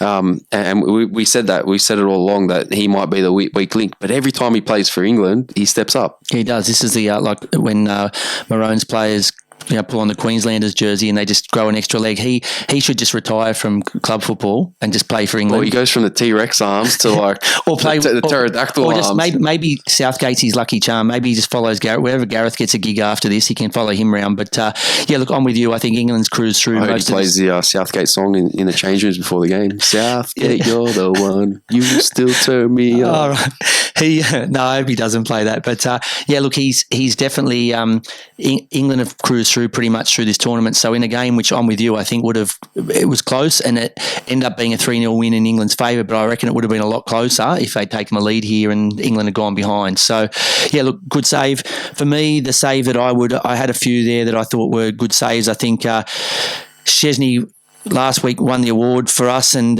he definitely got a nomination again for the magnificent penalty stop to deny the Messiah Messi from opening the scoring at 0-0. It didn't do anything for Poland, but it did keep him in the game a bit longer. I thought that was wonderful, and there was also a great one from the Uruguayan keeper, a double save from the Uruguayan keeper. But for me, importance and what it meant to your team. South Korea keeper Kim Si-young outstretched save to deny Portugal's Dalot a double and gave his team a chance to steal a late winner, which they did, sending them through to the next round. So I think it was down low. I think Dalot had a lot of confidence because he'd already scored earlier in the game, and his form has been really good for United this year. So I think he's just carried that form into the World Cup. But when South Korea needed their number one, he stepped up and delivered. Are you using your double play for this one? Or? No, I'm not. Definitely not. All right. And a shout out as well. Obviously, we all saw it, but the Emi Martinez save against Alec Quol in the, what was it, 97th minute or something like that. Yeah, it was. Look, unfortunately for us, it's not something we enjoyed watching. But look, I'm a good enough sport to say if you pull off a great save, whether I'm green and gold or whether I'm for you or against you, and I just pay credit where credit's due. You saw his two centre backs after it, like literally jumping on him. Just my Spurs mate Romero jumping on him. Just saved us. Yeah, yeah. I think Romero. I was worried Romero got injured because he's always injured for Spurs. Fell over. He plays 3 games and gets injured. So I thought maybe he's gone down here, and I'm thinking, how many weeks he's going to be missing when the Premier League starts back? But no, he was just giving him a good old cuddle and saying thanks for getting us through to the. Thanks for bailing me out. Yeah, 100%. Next award is something outrageous, our Maradona Kebab Award. So the late, great Maradona, and it's all meant in great respect to one of the greats, if not the greatest of all time. So for me, my nomination, it's just 2 words. Romelu Lukaku. Where are you? He's gone. Where is he? He's gone missing. So his misses against Croatia sent the star-studded Belgium team home. How can a 115 million euro player with over 200 club goals, 68 international goals, go into a game like that where he looked like he'd never ever seen a ball before? 4 chances, honestly, 4 clear-cut chances, and you and I will score them. So I don't know what's going on. If he had multiple choice, he didn't pick the second worst or the best option. He chose the worst option every time. He chose the option that you should eliminate straight away. Yeah, 100%, 50-50. Knock those ones out. He just looks, he started to find his form a little bit after, obviously a tough time at Chelsea, and then went back to Inter, and they didn't open him with open arms because he left there on not great terms either. But he started to look like he's getting his confidence back. But then he goes into the World Cup, and he just had a shocking game. As a tournament, Belgium were horrible. They were lucky to beat Canada. They end up falling on their sword at the end and getting bundled out. But there's massive problems there. Yeah, and there was rumours around him being like a bit of the peacekeeper. So I think they had a crisis meeting after the final, the match before, and he was trying to get the players to all get on side and get behind the cause, and maybe he was concentrating too much on trying to keep the peace and trying to make everyone happy, and he just forgot about his own game. Yeah, and the thing is too, I don't know, it's dragged on for a long time. There was issues obviously in the personal lives of De Bruyne and Courtois, 2 massive stars, and there was comments Courtois kept coming out and saying, about how great Benzema are and Modric plays with him, at Real Madrid, and he was kind of putting a bit of the boot into De Bruyne, and on top of that, they've had an opportunity where they've had a great squad for 8-10 years now, and they've pulled nothing out of it. They've Absolute got nothing donuts. to return. Yeah, they've got nothing in return. World Cup semi-final in 2018 is all they got. Yeah, but they've got had a massive window of opportunity to be able to do something great for Belgium and for their country, and when the window's now slammed shut, all they've done is get their fingers caught in it because they haven't actually got anything out of that window, and there doesn't look like there's much left, because even when you've got players like Vertonghen, who are normally pretty quiet, coming out and saying things, it means enough's enough, and I think they just need to probably go ground zero. They need to get rid of the coaching staff, get rid of the players that have been there and done a good job, and just start from scratch and try and rebuild this dynasty. So you're saying Lukaku's probably played his final game for Belgium? Oh, look, I don't know if he can rise back up after that performance. And to be honest, like I said, he's had a tough few years in domestic as well. So look, it will show the character of him. I think he's got a lot of character, and I think he's a great guy. But I don't know. It's a lot to ask, and it depends on who takes over the coaching reins and how they rebuild. So only time will tell. What are you putting up on the table to match my Maradona kebab? Oh, I hope I've got you covered here, because this will be absolutely outrageous if it does happen. If FIFA get rid of match day 3 of the 2026 World Cup, there will be uproar. It'll be outrageous. It'll be absolute disaster. Some of the best moments from this World Cup came in match day 3. That when you've got 2 games simultaneously, flicking between 2, you got one up on the TV, one on the laptop or on your phone. You're getting text messages from your mate saying, "Oh, this team's in. If this team scores, if the other team gets another yellow card, they're out. If FIFA fair play, all this drama that's going on. It's just phenomenal. Why change it then? What exactly? Why would you change it? There's a way around it. But we saw at one stage Spain and Germany were both going out. Then Japan scored that goal, the controversial goal. Then at other stages, Mexico going out because their FIFA fair play, they've accumulated more cards than what Poland have. But then if they scored again, they would have had more goals for, so they would have gone through. So it was just phenomenal. The drama that it brings. We saw Tunisia go 1-0 up against France, and we're going home. At 0-0. So surely we have to win that this game. Match day 3, if nobody else enjoys this, the phone companies do. So Optus, Telstra, like sending 500 messages per minute to your mates, right? That's the group chat's going off. It's just brilliant. Why would they want to wreck that? I don't know. Look, the way FIFA goes at the moment, they never seem to pick the best option for football or for the players or for anyone else involved except for themselves. Where we're going to have 48 groups of one, biggest bag wins. So they'll brown paper bags wins, and then get down to 24 teams, and they pull rocks, and then eventually we get down to hot and cold balls when they draw the names out of that. I don't know. When you've got something like this, it's working really well, and it's been a huge success. I've got a suggestion, Rob. So I've solved the problem. Yeah. So there's 48 team World Cup, 12 groups of 4. Keep it the same. Three games each in the group stage. The top 2 from each group progress. So 24 go through, but the best 8 from that go into the bye round. They'll go straight into the round of 16. The remaining 16 teams play off against each other, and then the 8 winners face the 8 teams that had the bye. Okay, sounds good to me. Sign me up. Yeah, mate, definitely. I stole that from someone, by the way. The other thing is too, I've already started looking at, I've missed this one. I'm looking at Mexico, America, and your favourite team, Canada, hosting the next World Cup, and I thought I can't wait to go. But if they're going to start doing all this stupid stuff here, then I'm starting to lose interest. So, look, I'm going to say to the listeners, I love this one. So, give your vote to BIG for Maradona Kebab. But if this is true, don't vote for him, because this could... Oh, disaster, if this happens, take it off. Don't give him your vote. I'm not even voting for myself. Give your vote to me. I think it's a fantastic point that he's made here, and it's a great nomination. But if it did, I'd be absolutely devo. Why would you want to have groups of 3 in there? It just doesn't make any sense. It's worked so well before. Okay, it's like anything. You come up with a great idea.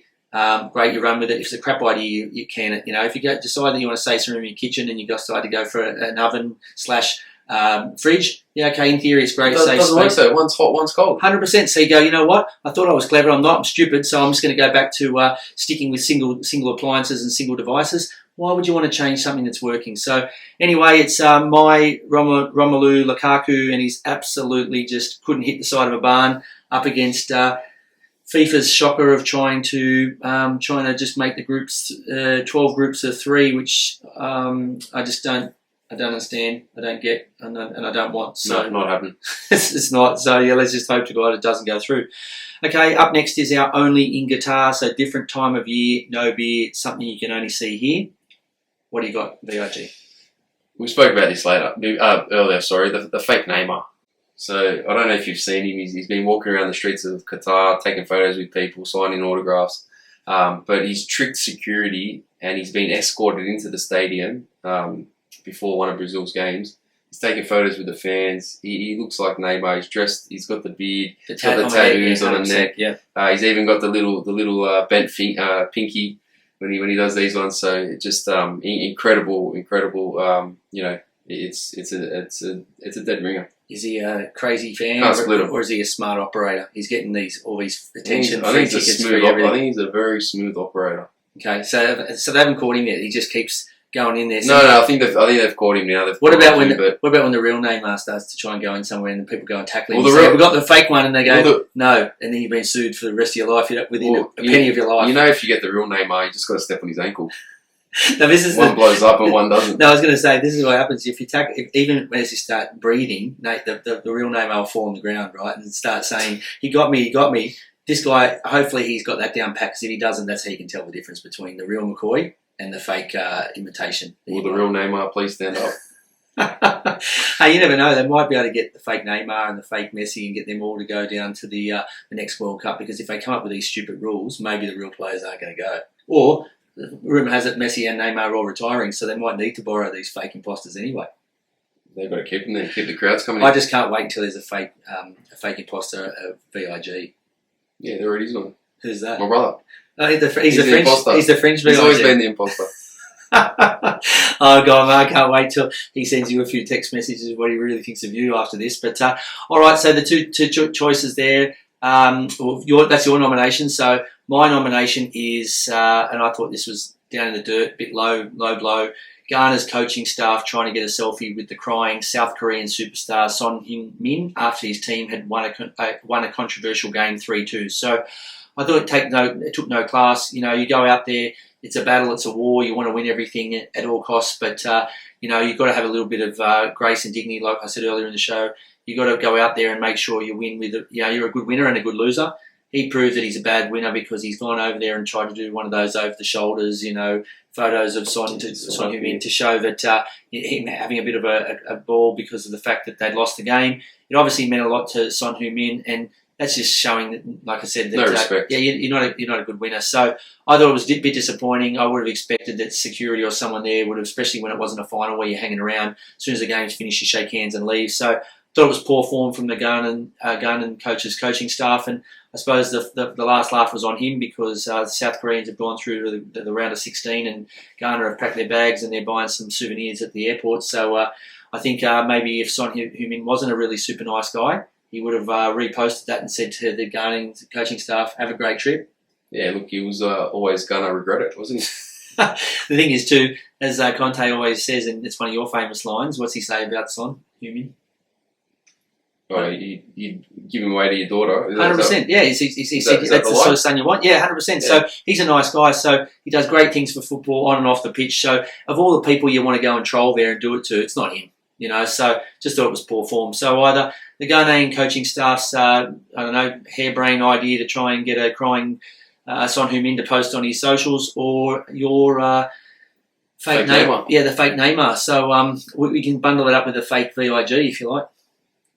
Oh, if you want. Maybe fake Messi, fake Ronaldo. Maybe Alex can be the real VIG now that you've become I'll become the imposter. You've become killing him Mbappe.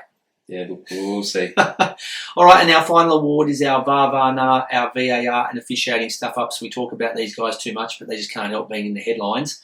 I think it's me to go first here. So I'm going to use my double duo 2-for-1 here. Hopefully I can go out with a bang. You started yours with a quick start coming out the blocks, but I'm going to hopefully finish off and this will get me the job done and give me a 2-0 lead in the series. But first one was the Spanish coach, Luis Enrique. He said that the photo must have been tampered with when he saw the footage of the goal that Japan scored and the cutback was way over the line, and that he felt something fishy was going on when VAR took even longer than they usually do, so they took an eternity to make a decision on that. So I don't know if it was trying to see the highest bidder there who would pay to get the right decision. But it just took too long. And when those things happen, you always think that there's where there's smoke, there's fire. There's something going on, a bit of fishy business. But I can't tell you on a family show what the German coach thinks after the goal knocked his team out, and it also cost him his job, as well as the German Football Federation 19 million euros, because they didn't progress to the next stage, and it was devastating for their fans. And unless you're an Englishman, you get no joy out of watching a team like Germany, who are always there in the back end of a World Cup, falling out of the tournament, but they just weren't up to it. But it's a bit hard to take when it was a bit controversial the way they went out, because the ball looked like, no matter which way you looked at it, the ball was dead. It was over the byline. Yeah, unless you're a pterodactyl flying above and you're looking down, and then you got, you put your beak down. But the ball's round, the line's square. The ball's round, the line's square. You're looking at it from above. Look, when I see that, and I look at it, and I can see green grass between the line and the ball. The ball's out. Yeah. Yeah, I can hear ringing my ears. This rule's ridiculous. The apprentice that Donald Trump, the ex-American president, used to be on, that money at the start. That's what I was thinking they were playing in the up in that box. But anyway, the double header of this is Ghana's opening goal versus South Korea. Andre Ayew unintentionally kills the ball with his arm for Salisu to lash home. VAR awards the goal after having a long look again. It gave his team an unfair advantage, and his team won the game 3-2. If you look at that, it could have been 2-2. Maybe that gave them a momentum. Maybe South Korea go on and win the game. But fortunately, that was null and void, because South Korea have gone through and Ghana haven't. But I just thought that I don't think Andre Ayew at any stage tried to intentionally bring the ball down for his teammate to lash it home. But it hit his arm and just dropped dead there for the easiest tap-in you'd ever like. All the defence, goalkeeper all moving one way. The ball was going flying for four over the sideline, and then all of a sudden it just stops there dead, and then you're able to tap it home. So I thought they started the tournament pretty poorly too by disallowing the Ecuador goal, and then they've just continued on, and here's another one. All right, so you've done your double jeopardy, thrown two out. I've bundled these two in together. Right. So what are you going to put up? You've only got one weak opponent to put up against. I've got one to go up against it. Mine comes from the final group stage game between Croatia and Belgium. 15 minutes in, I think Yannick Carrasco clips Andre Kramaric inside the box, and the referee awards a penalty. This happens just after a free kick. So Anthony Taylor pulls up the foul, awards the penalty. Luka Modric grabs the ball, goes to put it down. Ballon d'Or winner is up against Thibaut Courtois, his teammate. Modric dead set. He's waiting for about 5 minutes to take this free kick. Then take the penalty. Then the referee gets a shout in the ear saying, "Oh, you got to come over to the screen to see this." And we're thinking, "Oh, what's happened in the build up? Something happened. Did he not foul him? Did he fall over?" And he goes over, and then he comes back and he blows for offside. So he's gone to the screen to what? To check the colours, to see if the blue and red line were there. Where did he blow offside from? So they're offside from the free kick.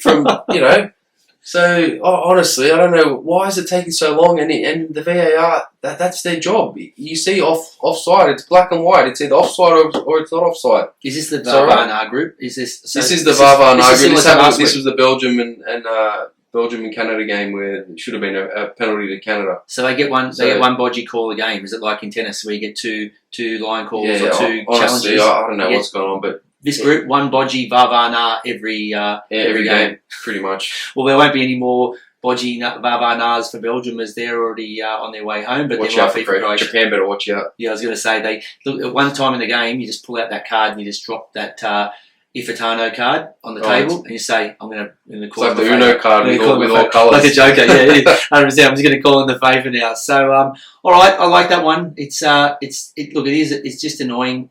I don't know eventually where we get to with the VAR, because, like I said, every single time they've tried all this new semi-automatic stuff and all this, it sounded like I was going to a gun shop. I didn't understand what they were talking about when they were talking through all the things they were trying out in the World Cup. I thought it was enough that you're trying out to play in November instead of June, July, but they wanted to add some more fancy bells and whistles to it. But all right, that's the end of our Pelé Awards. So yeah, look, please have a listen, find out what you think. if there's anything you haven't seen, I'm going to try and put as much footage as I can to make it as easy for you to come up with another win for me. So that's what. So you're going to put all the footage of your noms and none of mine. No, I might. Is that the way it goes? I might bodgy yours up. I might do a bit of a FIFA here and throw a few snakes in there to try and cause some problems for you. But no, look, I'll be very fair. So look, I'm hoping that I'll run out winners. So I take a 2-0 lead in this series. But look, I did really like a lot of yours, and I think there was a lot of quality this week. So only time will tell what the listeners have come up with.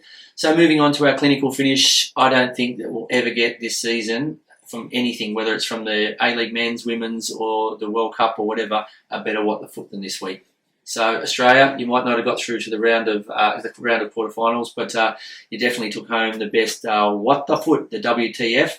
So this week's award winner is: did Keep Up and Network 10 go home before the final whistle, or didn't they pay the cameraman overtime?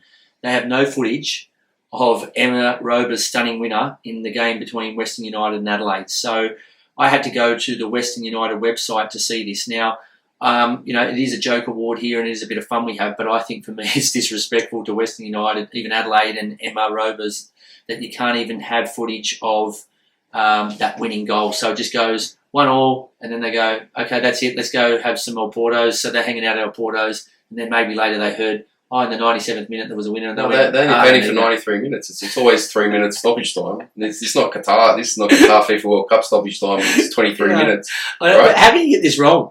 That was all that was in the contract. It's just 90 minutes plus 3. Yeah, and he's gone home after that. Yeah, this is shocking. I just can't believe this. I thought the game was fantastic, and I think there was a lot of good things from it. It gave Western United their 3 from third win, and Adelaide were good for the money too. And it was a great strike, and 91st and a 90 equaliser and 97th winner. But it's taken away all that magic because of the fact that you can't even record the game. So I don't know. She's had a chance to score a cracker, and she's been cursed. I don't know. Maybe did you mention her name beforehand, like you've done the previous winners of the World Cup or runners up or anything? Did you? No. Did you not tip her? No. Like, you didn't tip Western United to make the 6. Did you not tip her to score a goal this year or something?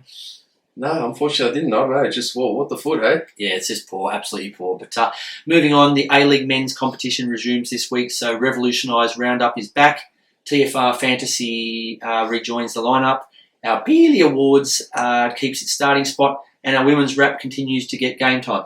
So busy next week. We thought we get a bit of a break with less games because we've moved out of the group stages, which could be the last time we've had these sort of group stages. If your nomination in only in guitar goes ahead, your Maradona Kebab nomination goes ahead. But we've been replaced with A-League men's back. We've still got the women's league, which is up and running, as well as the remaining round of 16 games and quarterfinals and maybe even semis before we are back on air next week. So lots of games. I don't know how we handle it all, but there's a lot worse jobs to do, isn't it? It means more daytime football for us, but it just means football non-stop and more coffees and more late nights. All right, games this week in the A-League men's competition, which returns. Sydney host Melbourne City. The F3 Derby, which is a home game for the Mariners, is also another entertaining match. And the Bulls versus Victory.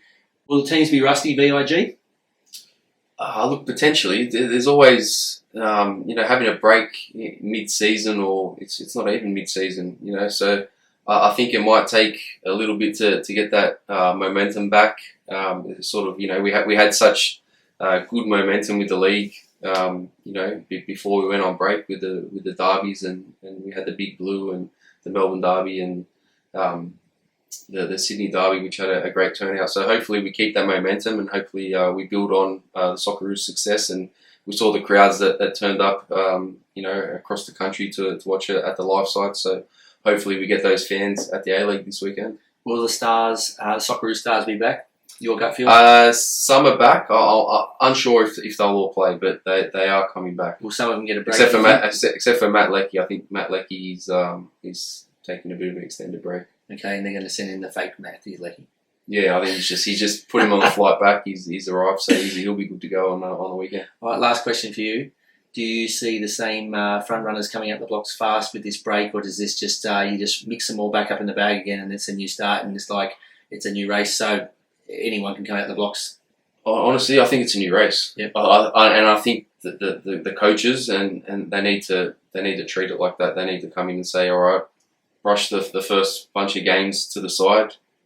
We start again now, and we build into Christmas, and then for the rest of the season. So, is there an advantage for the teams like the Mariners, for example, and City, who had multiple players in the World Cup for the Socceroos coming back into the squad to give them that, I suppose that ignition, that energy? Yeah, the teams that don't have those players will come back buzzing. They've just been to a World Cup. The things that they've experienced over there, they've all had a photo with Messi. They've every single one. All 26 players. They look like a mannequin, right? Because I don't think there was one photo where I saw the Australian player looked different, but I didn't see him. He was in exactly the same pose. Yeah, I think after the third photo, they just blew it up and took a cutout and just stuck it there, and they were like, "Come on, boys, let's go." I think I rest of the teams up. I think I got there just a few seconds late. Were you? Yeah, I was gone, packed up. Yeah, you blew it. The cutout blew away. They're also doing one at Parkley Markets. That's where I went. Oh, that's why. All right. So if you missed any part of the show or you want to listen to other episodes, where can they catch it? Killingham BIG. They can catch it on all good podcast platforms: Google Podcasts, Apple Podcasts, Spotify, wherever you listen to your podcasts. We're back up on FNR Radio now as well, and up on video and audio, and video up on the YouTube channel. So plenty of platforms. So there's plenty of World Cup do or die excitement this week, so no excuses, plenty of football to watch. Is there a game in particular that you're looking most forward to? Oh, look, the quarterfinals are all going to be juicy at the World Cup. Pick one. France, England. Okay. Who's your tip in it? God, I don't know. I think it's going to go extra time. Golden goal. I'm going to go with France. Me too. I'm jumping on your back. And that's nothing to do with having a little brother that plays in France. So, all right. Hope you enjoyed the show almost, or even half as much as we enjoy bringing it to you. Please vote for your favourite nominations in the Pelé Awards. I'd like to thank Jacob Tratt, the Western United Felix, super nice guy for coming on the show. And until next week, plenty of football to watch, but rise up and join the football revolution. Have a great week. Enjoy your football, and we'll catch you then.